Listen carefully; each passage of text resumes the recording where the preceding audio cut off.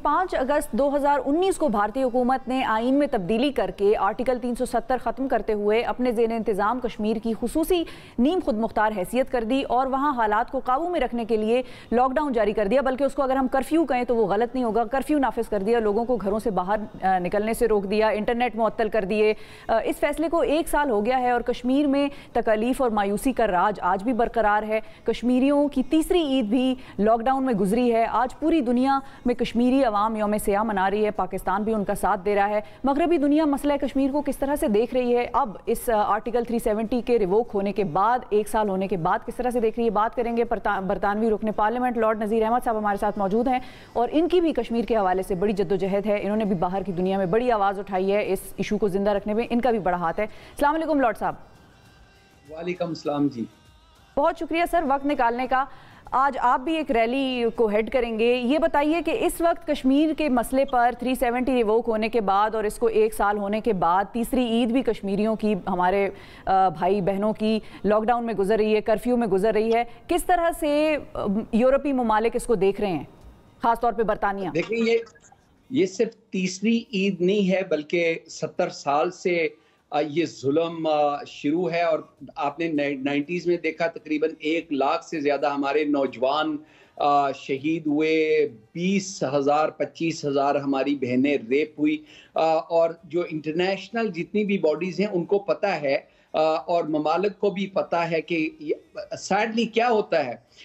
वैसे तो western countries जिसका मैं भी हिस्सा हूँ, बरतानिया है, अमेरिका, यूरोप, हम सारे जो हैं वो ह्यूमन राइट्स की बात करते हैं, हम डेमोक्रेसी और फ्रीडम की बात करते हैं, लेकिन जब अपना इंटरेस्ट आ जाता है, इकोनॉमिक इंटरेस्ट आ जाता है, उस वक्त जो है वो म्यूट हो जाते हैं। ये नहीं कि उनको पता नहीं है। मैं अभी आपको मिसाल देता हूँ बरतानिया की, जिसका मुझे बड़ा दुख है। बरतानिया की हुकूमत जो है वो हर साल एक लिस्ट इश्यू करती है डेमोक्रेसी, ह्यूमन राइट्स के हवाले से, तो उसमें कि जो lack of democracy, lack of human rights और जो माइनॉरिटीज़ हैं उनके साथ जो ज्यादतियाँ होती हैं, तो उसमें 30 ममालिक में से पाकिस्तान का नाम भी डाला गया, लेकिन हिंदुस्तान का नाम उसमें नहीं है, जिसका हमें बहुत बड़ा एतराज़ है, क्योंकि हिंदुस्तान में तो एक रिकॉर्ड ये पिछले 1 साल से, चाहे वो ये CAA जो सिटीजन अमेंडमेंट एक्ट है या उसके बाद जो माइनॉरिटीज़ के साथ जो जुल्म होता है, डेलट्स हों, सिख हों, मुसलमान हों, उनके साथ जो जुल्म हुआ है कश्मीर के अंदर, आपने जिस तरह राइटली जिक्र किया 370-35A को एब्रिगेट किया गया, लेकिन इससे पहले भी वहाँ पे 7 लाख से ज्यादा फौज मौजूद थी जो कोर्डन एंड सर्च के वो बहाने पे फेक एनकाउंटर्स करके हमारे नौजवान भाइयों को, बेटों को, उनको कत्ल किया जाता रहा है।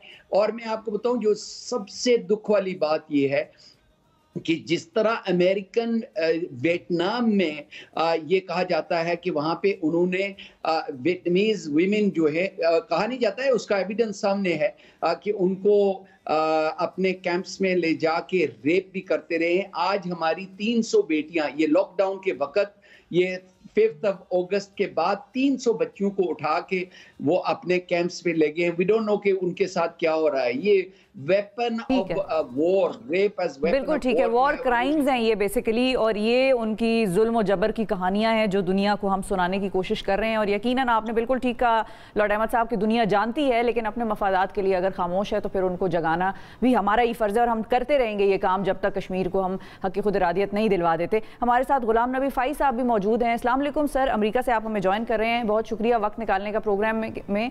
ये बताइए कि अमेरिका में क्या सेंटिमेंट पाया जाता है और अमेरिका में जो कश्मीरी कम्युनिटी है वो किस तरह से देख रही है आज के दिन की जो सिग्निफिकेंस है उसको, और ख़ास तौर पे इसका भी बताइएगा जो पाकिस्तान ने सियासी नक्शा जारी किया है उसके हवाले से।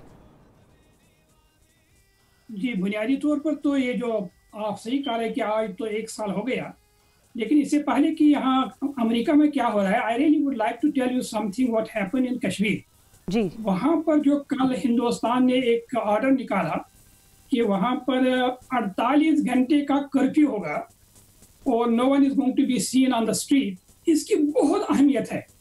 अहमियत यह है कि गुज़श्ता 1 साल से पूरी वादी जो है दैट्स अंडर सीज। वो टेंस ऑफ थाउजेंड्स लोगों को उन्होंने जेल भेज दिया है, ना इंटरनेट है ना सोशल मीडिया है, कोई किसी बात नहीं कर सकता है। इससे क्या साबित होता है? इससे ये साबित होता है कि हिंदुस्तान ने वाकई 9 मिलियन लोगों को अंडर सीज रखा, लेकिन हिंदुस्तान अब तक कश्मीर का जो हार्ट एंड माइंड है उसको विन ओवर नहीं कर सका, क्योंकि वो जो आर्डर है उसमें लिखा है कि हमें इतना ये है कि मकबूजा कश्मीर का जो अवाम है वो 5 तारीख को यौम सियाह मनाएंगे।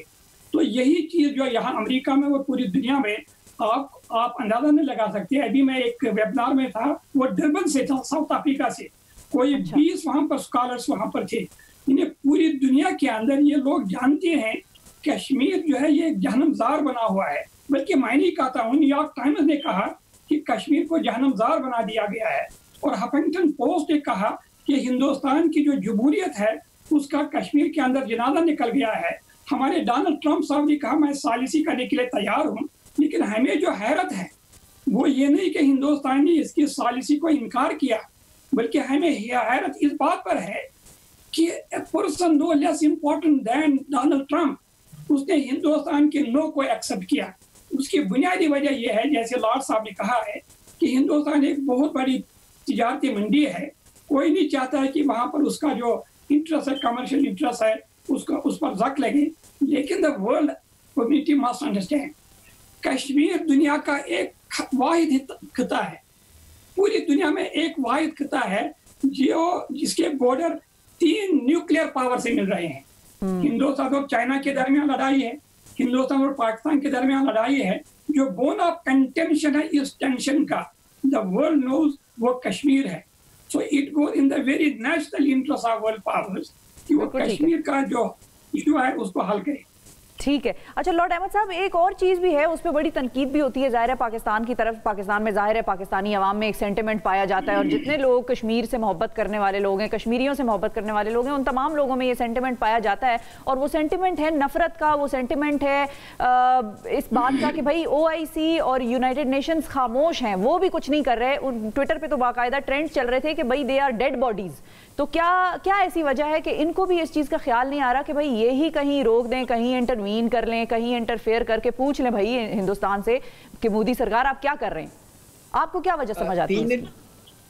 3-4 दिन पहले मैं डॉक्टर फाइज साहब के साथ ही एक सेमिनार में था, तो उसमें एक तो अच्छी बात यह है कि पाकिस्तान ने अपने परमानेंट मिशन वहाँ पे खोल दिया है, एक परमानेंट ऑफिस खोल दिया है जहाँ पे एम्बेसडर वहाँ पे मौजूद हैं। तो वो उनको जगाने की कोशिश करेंगे, वहाँ पे कैंपेन करने की कोशिश करेंगे।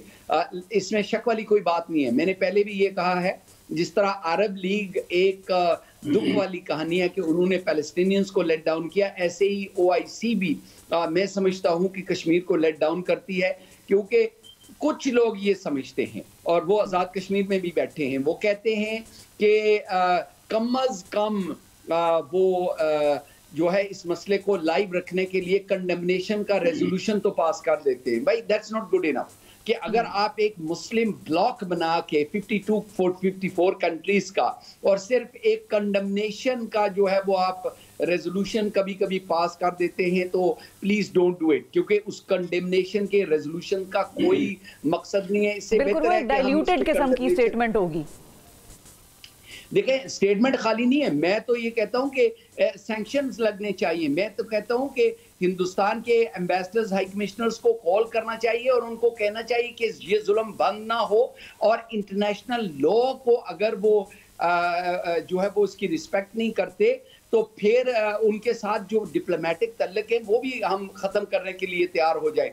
और इससे ज़्यादा इम्पोर्टेंट मेरे ख्याल में इनमें से जितने भी अगर रोहिंग्या के लिए एक गैम्बिया छोटा सा मुल्क जो है वो तैयार हो जाता है, और वो जो वॉर क्राइम्स कमिट हुए हैं उनको इंटरनेशनल क्रिमिनल कोर्ट में ले जा सकता है। हमारे 54 कंट्रीज में से एक मुल्क भी जो कश्मीर केस को इंटरनेशनल क्रिमिनल कोर्ट में ले जाने के लिए बातें बहुत करते हैं। मैं एक बात आपको बताऊं कि کچھ بیرسٹرز بھی, کچھ لائرز بھی آپ کے سامنے آ جائیں گے اور کہیں گے جی کہ there is a case to be taken to international criminal, then do it. I am not a lawyer, لیکن اگر کیس بنا سکتے ہو, روہنگیا کا اگر کیس جاتا, آنگ سان سو چی کو انہوں نے وہاں پہ سب دنیا کے سامنے کٹہرے میں کھڑا کیا اور اس سے پوچھا کہ وہ ظلم کیا ہو رہا ہے, اور ان کے کچھ جنرلوں کے نام وہاں پہ ڈالے گئے ہیں کہ یورپین کنٹریز میں یہ نہیں آ سکتے, یا ان کے اوپر جو ہے وہ وارنٹ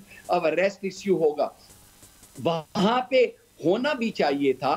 ایسے ہی ہندوستان کے جنرلوں کا, ہندوستان کے رولرز کا, چاہے وہ ڈوال ہو یا چاہے وہ مودی ہو یا امت شاہ ہو, یہ لوگ ریسپانسبل ہیں فار وار کرائمز. میں نے جس طرح اپنی بیٹیوں کا کہا کہ 300 بیٹیاں ہماری مسنگ ہیں, جس طرح 12,500 نوجوان مسنگ ہیں, وہ ہندوستان کی جیلوں میں پڑے ہوئے ہیں.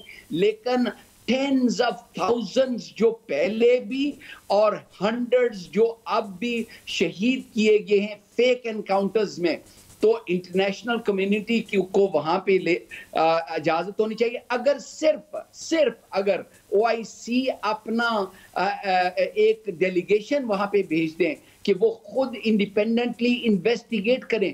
ڈاکٹر فائز صاحب میرے ساتھ, میں 25 سال سے ان کے ساتھ کام کر رہا ہوں.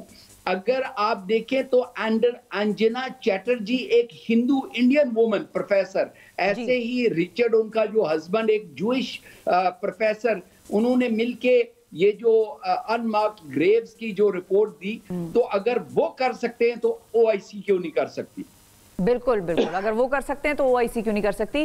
فائز صاحب آپ کی طرف آؤں گی کہ آپ کے خیال میں, آپ گورنمنٹ آف پاکستان کو آپ کے خیال میں کیا ایسی 2-3 چیزیں کرنی چاہیے کہ جس سے یہ کاز زندہ رہے, اور جس طرح سے ہم نے کچھ تنقید کا بھی ان کو نشانہ بنایا کہ بھئی پچھلے 1 سال میں جب یہ آرٹیکل ریووک ہوا تو اس کے بعد ہمیں کشمیر پالیسی بہت زیادہ ایگریسولی نظر نہیں آئی جتنی پچھلے 1-2 دن میں اس پر بات ہوئی, گورنمنٹ کی طرف سے مختلف ریپرزینٹیٹیو سامنے آئے.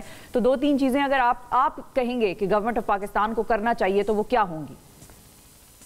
جی, پہلی بات تو یہ ہے کہ کیونکہ میرا تعلق مقبوضہ کشمیر سے ہے, I really feel this is my responsibility کہ پاکستانی عوام کا دل کی گہرائیوں سے میں شکریہ ادا کرنا چاہتا ہوں.